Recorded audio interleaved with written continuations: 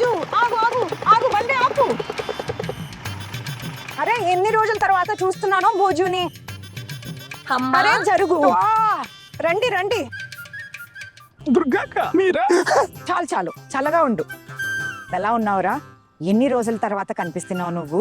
అక్క అంతా మీ దీవెనలు. నేను చాలా బాగున్నాను. అక్క ఎప్పుడు వచ్చావు? అంత పెద్దింటి కోడలు వై కూడా నన్ను ఒక్క చూపులోనే గుర్తుపట్టేశావు. మరక్క ఇటెటు వెళ్తున్నావు? అత్తారింటికి తిరిగి వెళ్తున్నావా? ఈ రోజు ఇక్కడికి వచ్చాను, అందరినీ కలిశాను. ఏం చేస్తాం, ఈ సంసారం గొడవలో పడి ఎక్కడికి వెళ్ళడం కుదరలేదు. మీరందరూ వీళ్ళంతా ఎవరు? అరే వీళ్ళ నా కోడళ్ళు భోజు. నమస్కారం. చూడు, నీ దుర్గక్క ఇప్పుడు నలుగురు కోడల సంసారాన్ని చూసుకుంటోంది. సరే ఒక మాట చెప్పు, ఇంకా ఆటపాటలు చేస్తున్నావా? అదరగొట్టేస్తానక్క. చేతిలో డమరుకం, కాళ్లకు గజ్జెలు, గొంతులో రాగం, తేని మాటలు నేను బాగా చేస్తాను. అయితే నా కోడలకు నీ ఆట చూపించు. ఒక కొత్త ఆట నేర్చుకున్నాను, అదే చేసి చూపించిన.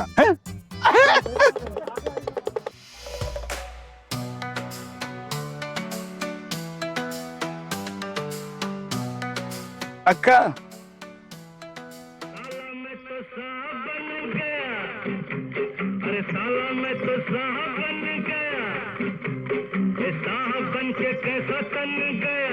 అక్క రండి అరే ఎక్కడికి? రండి అక్క, చిన్నప్పుడు కూడా ఆడేవాళ్ళం కదా. వద్దు వద్దు, చిన్నపిల్లలమా? రండక్క, ఏమైంది?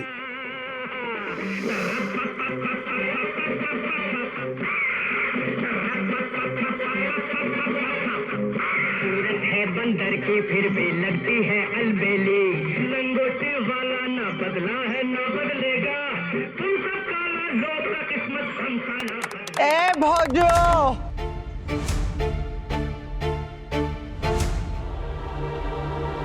మామ, భోజుకు ప్రమాద గంటలు మోగాయి. వచ్చింది తన పెళ్ళాం.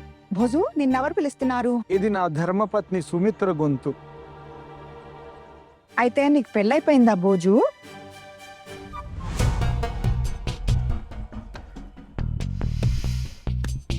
ఏ భోజు, ఇక్కడ ఏం చేస్తున్నావురా? వంట ఎందుకు మొదలు పెట్టలేదు? నేను కొంచెం పొలం వైపు వెళ్ళాను. అప్పుడు పిల్లలు భోజు అన్నయ్య ఒక ఆట చూపించు అన్నారు. సరే నువ్వు ఈ దుర్గక్కని కలువు, నేనెవరి కథలైతే నీకు చెప్పేవాడును. ఈమె ఆవిడే, చాలా పెద్దింటి అత్తయ్య. అక్క ఇది నా పెళ్ళైన సుమిత్ర. అరే నాశనం అయిపోను, నాకు దుర్గక్క అని చెప్తున్నావా? నాకెవరిని కలవాల్సిన అవసరం లేదు. బాబోయ్, భోజు పెళ్ళాం చాలా హుషారుగా ఉంది. అవునమ్మా, ఎంత పెద్ద కర్ర పట్టుకుని నిలబడింది. సుమిత్ర కోపం వద్దు, కోపడుకు. అరే వా, కోప్పడొద్దట. అరే జీవితాంతం నిన్ను పెంచి పోషించాను, నీ బాగోగులు చూశాను. కానీ నువ్వు దేనికి పనికిరావు. జీవితాంతం నా ప్రాణాలు తీస్తూనే ఉన్నావు. ఇంటి పని చేసావా? ఇల్లు శుభ్రం చేసావా? నా నడుములో బలం లేదు, కాళ్ళ నొప్పి నన్ను చంపేస్తుంది. లే లే, వంట చేయలేదు. మళ్ళీ ఇక్కడ చూడండి నాటకాలు. కాళ్ళు నొప్పులు పుడుతున్నాయి, ఈ లావు పాటు నడుము నొప్పి పెడుతోంది. ఈ రోజు నేను నిన్ను ఆడిస్తాను. ఇప్పుడు నిన్ను ఆడిస్తాను చూడు. పద పద. అరే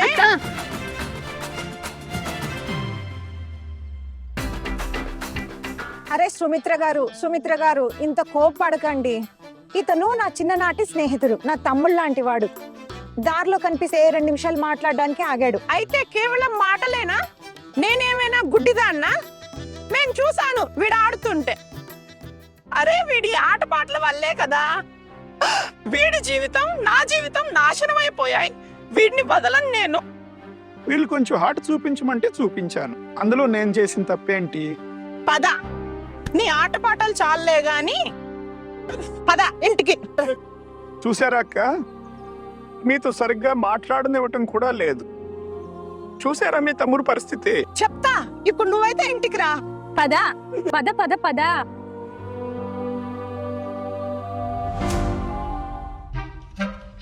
ఏంటి నవ్వుతున్నారు? పాపం చూడు ఎలా అయిపోయాడు. అతని ప్రాణాలు తీస్తుంది. అరే దుర్గక్క, వీడి భార్య వీడి ప్రాణాల మీదకి వచ్చినంత పని చేస్తున్నా అంతే జాగ్రత్తగా వాడిని కాపాడుకుంటుంది కూడా. భోజుని చాలా బాగా చూసుకుంటుంది. మన ముందు తిట్టింది కానీ చూడు, ఇంటికి వెళ్ళాక తన చేతులతోనే వాడికి అన్నం పెడుతుంది. ఏనుగు దంతాలు చూపించటానికి ఒకలా, తినటానికి ఒకలా ఉంటాయి. ఎందుకు నవ్వుతున్నారు? అమ్మా, మీరు నిజం చెప్పండి, మీకు నవ్వు రావడం లేదా? అరే ఇందులో నవ్వడానికి ఏముంది? నాకెందుకు నవ్వు వస్తుంది? పాపం వాడికి చిన్నప్పటి నుండి ఇంతే. అప్పుడు అమ్మ తిట్టేది, ఇప్పుడు భార్య తిడుతోంది. చూసారా వాడిని ఎలా చేసిందో?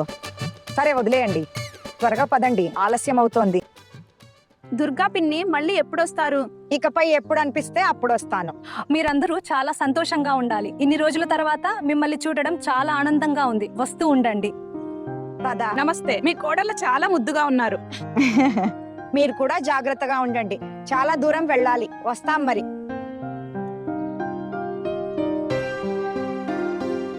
భోజులాల్, అక్క, దుర్గక్క.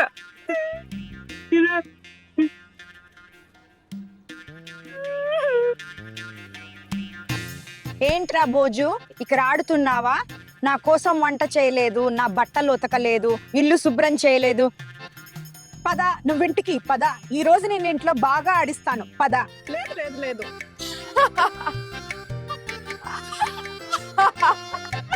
అమ్మా, నువ్వు సేమ్ టు సేమ్ చేసావు. ఏమంటారక్క? నిజమే. Same to same. నా భోజుని పాపం ఏ స్థితికి తెచ్చారో. సరే పదండి, ఆలస్యం అవుతోంది. పదండి పదండి. ఛీ, నీ పద.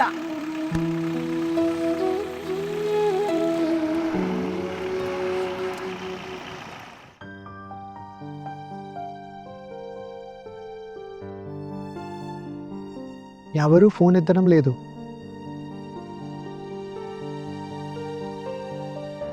ఏమైనా తెలిసిందా? లేదన్నయ్య, ఫోన్ ఎత్తనలేదు. వాళ్ళు ఎక్కడున్నారో.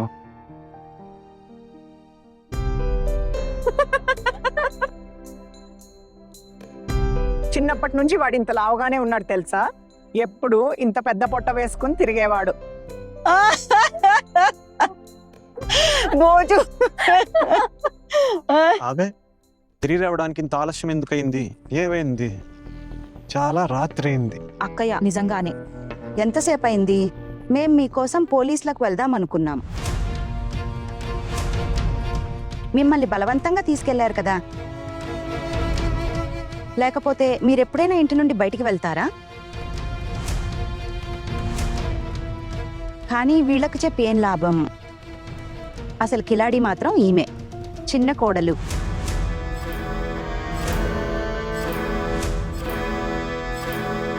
ఇదే కదా మిమ్మల్ని తీసుకుపోయింది. దీని అర్థం ఏంటంటే అత్తయ్య గారు, నాలో చాలా ధైర్యం ఉందని. ఎందుకంటే ఇన్నేళ్ళుగా మీరు ఈ ఇంట్లోనే ఉంటున్నారు, అయినా మీరు ఎప్పుడు అమ్మను బయటికి తీసుకెళ్ళలేకపోయారు. నేను రాగానే అది చేసి చూపించాను.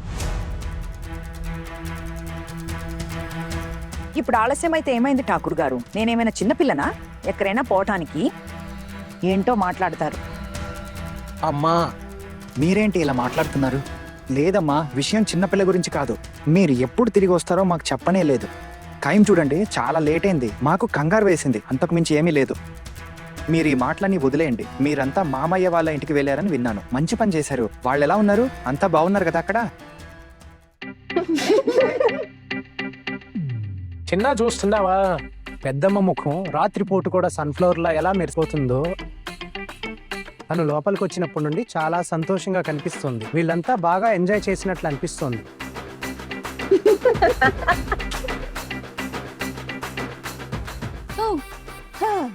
ఇది చూడు, మీ అమ్మకి ఏమైందిరా? పిచ్చిదానిలా నవ్వుతూనే ఉంది.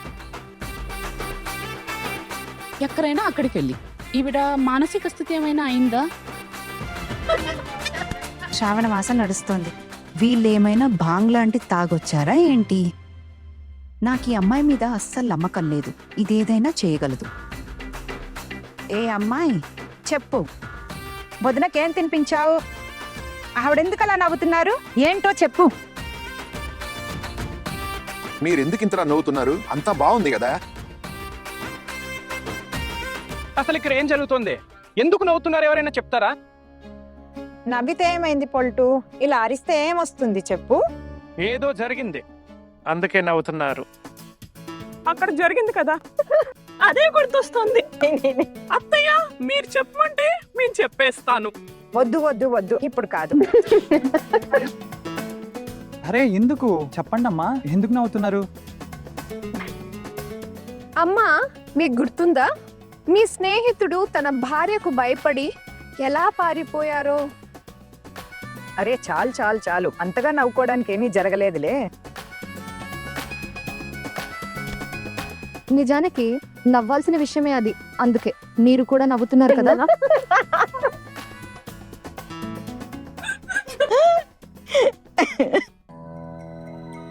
ఏదో తిన్నారా, అందరూ బానే ఉన్నారు కదా, నాకేమో ఏదో తేడాగా అనిపిస్తుంది. అర్థం కావడం లేదు. ఏమంటున్నావు అన్నయ్య? ఏం తింటారు? పెద్దమ్మ ప్లీజ్ చెప్పండి, ఎప్పటి నుండి అడుగుతున్నాం. నేను చెప్తాను అన్నయ్య, నేను చెప్తాను. కాదండి. అమ్మా, మీరు సరేనంటే నేను అందరికీ చెప్పేస్తాను.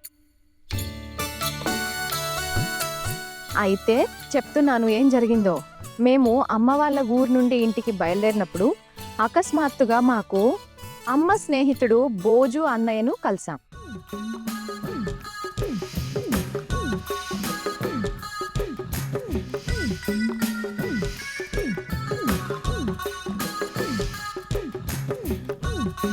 అంతే, అదే గుర్తొస్తుంది.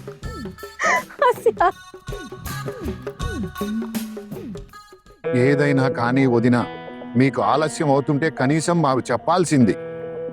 మేమందరం మీ గురించి ఆందోళన పడ్డాం. సారీ బాబాయ్ గారు, నా ఫోన్ ఎప్పుడు స్విచ్ ఆఫ్ అయిపోయిందో నేను చూసుకోలేదు. ఒకవేళ తెలుసుంటే టెంపో డ్రైవర్ ఫోన్ తీసుకుని ఫోన్ చేసుండేదాన్ని.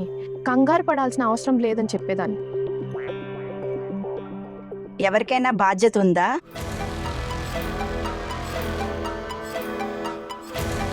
మనసు అనిపించగానే ఇలా గుంపుగా తయారై షికార్కి వెళ్ళిపోయారు. ఈ దెప్ప పొడుపులు ఎవరి మీద? ఇక ఎవరికేం చెప్పను వదినా. ఇంటి పరిస్థితి ఇలా తయారైంది కదా, అది చూస్తే ఏమీ అనాలనిపించటం లేదు. ఇన్ని రోజులుగా మీ మీద మాకు పూర్తి నమ్మకం ఉండేది, అంతా బాగా చూసుకుంటారని. కానీ మీరు మీ కొత్త కోడల్ని తీసుకుని ఇలా గంతులు వేస్తుంటే ఏం చెప్పాలో అర్థం కావడం లేదు. మీరిది మర్చిపోకండి, మీరు ఈ ఇంటి కోడలు అని. నేనేమీ మర్చిపోలేదు ఠాకూర్ గారు. కానీ మీరు ఒక విషయం మర్చిపోతున్నారు. మీరు ఈ ఇంటి ఆడపడుచు అని, ఎప్పుడో మీకు పెళ్లి చేసి పంపించేశారని. మీరు ఈ ఇంట్లో ఉంటున్నారంటే దాని అర్థం ఇంటి ప్రతి విషయాల్లోనూ వేలు పెట్టాలని కాదు. నేను మీకు ఆ హక్కు ఇచ్చానా? నేను మీ పెద్ద వదినను. మీ ప్రతి ప్రశ్నకు సమాధానం చెప్పాల్సిన అవసరం లేదు. వయసులోనూ వరుసలోనూ మీరు నాకంటే చిన్నవారని ఎప్పుడు గుర్తుంచుకోండి. అర్థమైందా?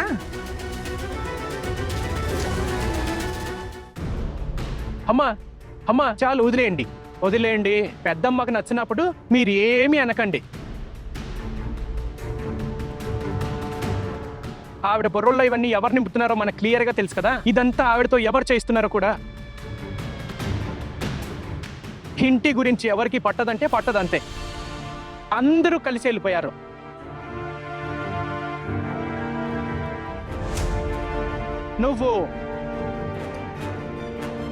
నీకు ఈ మధ్య ధైర్యం ఎక్కువైపోతుంది. నన్ను అడగకుండా ఎలా వెళ్ళావు నువ్వు? నన్ను పెద్దమ్మ తనతో తీసుకెళ్లారు, అందుకే వెళ్ళాను అంతే. వా వా వా, చాలా బాగుంది. ఇంట్లో అబ్బాయిలు పని నుండి తిరిగి వచ్చాక ఆకలితో ఉన్నారు. వాళ్ళని ఎవరైనా పట్టించుకుంటున్నారా? ఒక్కరికైనా బాధ్యత ఉందా? లేదు. అందరూ కలిసి గంతులు వేసుకుంటూ తిరగడానికి వెళ్ళిపోయారు. అరే, పెద్దమ్మ పిలిస్తే అందరూ వెళ్ళడం అవసరమా? అరే, నలుగురిలో ఒక్కరైనా ఇల్లు చూసుకోవడానికి ఉండొచ్చు కదా. మేమేం నేరం చేశాం అత్తయ్య? ఒకరోజు విషయమే కదా. మాకు రావడానికి కేవలం గంట మాత్రమే ఆలస్యమైంది. మీరంతా ఇక్కడే ఉన్నారు కదా, మీరేదైనా చేసి పెట్టొచ్చు కదా.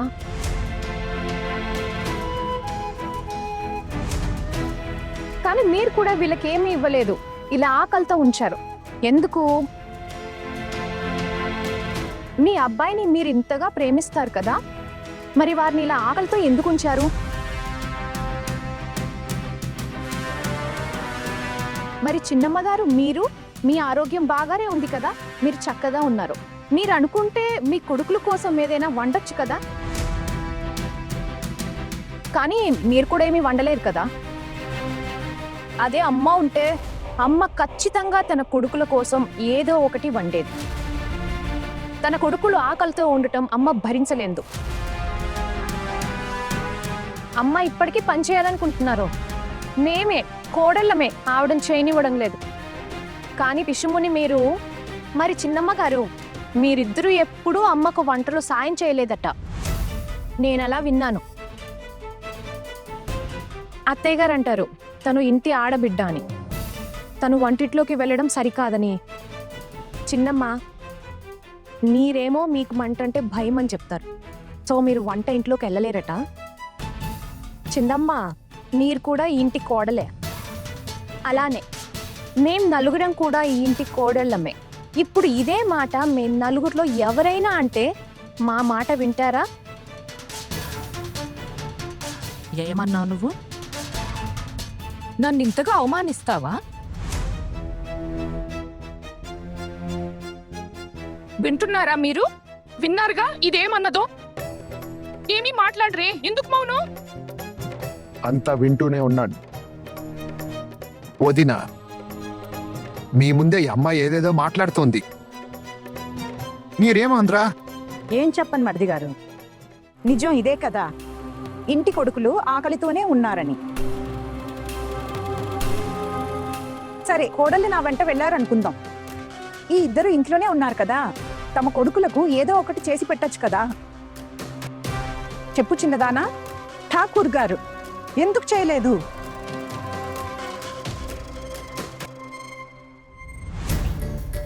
అమ్మా, మీరు కోప్పడకండి. నేను ఇప్పుడే వంట చేస్తాను, త్వరగా ఏదో ఒకటి వండేస్తాను. ఎందుకక్క? మేము ఒక్క రోజే కదా బయటికి వెళ్ళింది, తిరిగి అలసిపోయి వచ్చాం. ఒక్క రోజైనా అత్తయ్య గాని చిన్నమ్మ గాని వంట చేయలేరా? నువ్వేమంటావు? మేం వంటిట్లోకి వెళ్ళి గిన్నెలు తోమి వంట చేయాలా? మరి మీరేమో ఇలా తిరుగుతూ ఉంటారా? ఇందులో సమస్య ఏంటి? ఏదో ఒక రోజు మేము తిరగడానికి వెళ్తే అదేం నేరం అయిపోదు కదా. అయినా సరే, మేం మీ అందరి కోసం మధ్యాహ్నం వంట చేసి వెళ్ళాం కదా. మధ్యాహ్నం భోజనమే కాదు, సాయంత్రం టీ కూడా చేసి వెళ్ళాం. సరే, ఇప్పుడు మీరు చేయలేదు కాబట్టి వదిలేయండి. మేము వంటిట్లోకి వెళ్ళి ఏదో ఒకటి వండుకుంటాం. అక్క, పదండి, నేను మీతో కిచెన్కి వస్తాను. త్వరగా ఏదో ఒకటి చేసేద్దాం. మీరిద్దరు అవి తీసుకురండి, మేమందరం కలిసి ఏదో ఒకటి వండేస్తాం.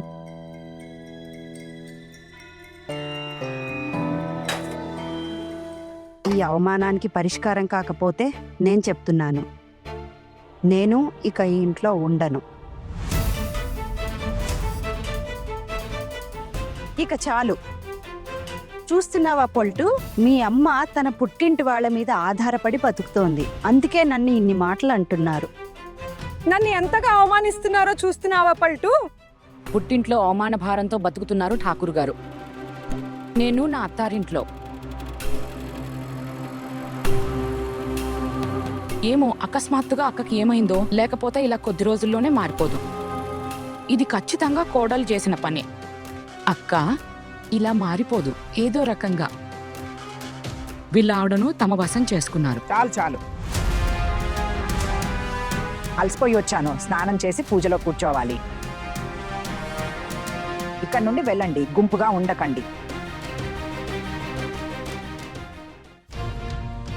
వదినా, మీరెప్పుడు ఇలాగే మాకు చెప్పకుండా మీ కోడళ్ళని తీసుకుని షికారుకి వెళ్ళిపోతారా?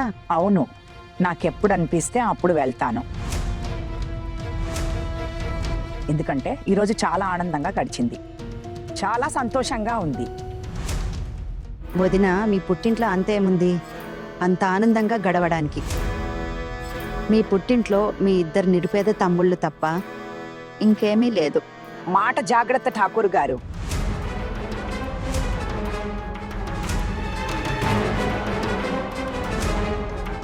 నా తమ్ముళ్ళు ధనవంతులైనా పేదవారైనా వాళ్ళెవరైనా నాకు తమ్ముళ్ళు. మీ అందరిలో నేను ఎప్పుడూ నా నెత్తి మీద పెట్టుకున్నాను, కానీ మీరు నా ముందే నా తమ్ముళ్ళను అవమానిస్తున్నారు. మీ అందరి వల్లే, మీ వల్ల నా పుట్టింటి వాళ్ళతో నా సంబంధం తెగిపోయింది. ఈ రోజు కేవలం చిన్న కోడల వల్లే నా తమ్ముళ్ళ ముఖం చూడగలిగాను. దీనివల్లే నాకు నా బాల్యం మళ్ళీ దొరికింది. మీరు నా తమ్ముళ్లతో నన్ను కనీసం 2 నిమిషాలు కూడా మాట్లాడనివ్వలేదు. నా తమ్ముళ్ళు ఇక్కడికి వచ్చినప్పుడల్లా మీరు వాళ్లతో ప్రవర్తించే తీరు చూసి వాళ్ళు ఇక్కడికి రావడమే మానేశారు. ఇప్పుడు వచ్చి పెద్ద పెద్ద మాటలు మాట్లాడుతున్నారు. నాకు మీ మాటలేవి వినాలని లేదు. ఇది నా ఇల్లు, నాకేది సరైనదనిపిస్తే అదే చేశాను, గుర్తుంచుకోండి.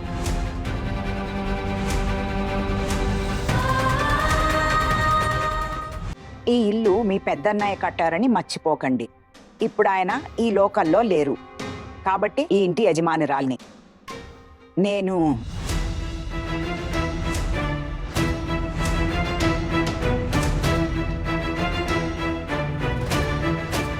పూర్వీకుల భవనం శిథిలమైపోతే అందరూ కలిసి ఉండాలనే ఉద్దేశంతోనే మీ పెద్దన్నయ్య ఈ ఇల్లు కట్టారు. ఆయన కోరికల్లా ఒకటే, ఈ ఇంట్లో అందరూ కలిసి ఉండాలని. నేను ఈరోజు ఆయన కోరిక నెరవేర్చడానికి అదే ప్రయత్నం చేస్తున్నాను. కానీ దాని అర్థం ఇది కాదు ఠాకూర్ గారు. మీ ప్రతి మాటను నేను వింటానని అనుకోకండి.